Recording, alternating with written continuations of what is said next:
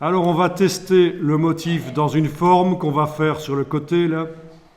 Oui, sur le côté là.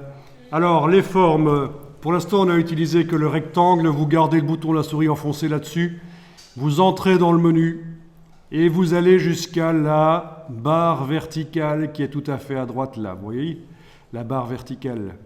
Quand vous êtes sur la barre verticale, vous lâchez le bouton de la souris et vous avez détaché toute la palette des formes géométriques. Alors qu'est-ce qu'on a comme forme géométrique?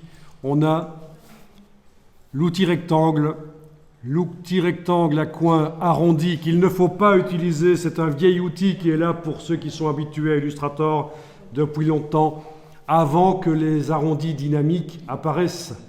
Vous avez vu tout à l'heure les petites boules qui permettaient de faire des arrondis. C'est mieux. Il ne faut pas faire de rectangle à bord arrondi avec cet outil-là. C'est pour les vieux qui utilisent Illustrator depuis 15 ou 20 ans. Ou 25 d'ailleurs, puisque c'est un logiciel très vieux. Création d'ellipses, polygones, étoiles. Ceci, vous n'utiliserez jamais, c'est pour faire des halos lumineux, des reflets, des effets spéciaux lumineux. C'est mieux dans Photoshop. Alors, voilà ce qu'on va faire. On va juste prendre l'outil ellipse et on va créer un cercle, puisque l'outil ellipse sert aussi à faire des cercles parfaits.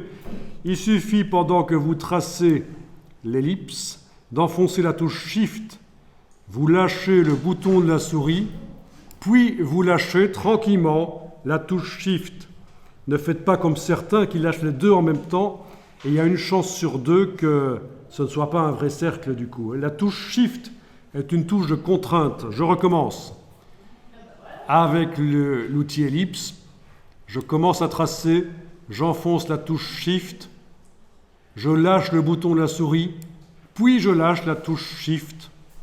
Alors au passage, si vous vouliez un carré parfait, c'est le même principe. Avec le rectangle, la touche Shift vous fera un carré parfait.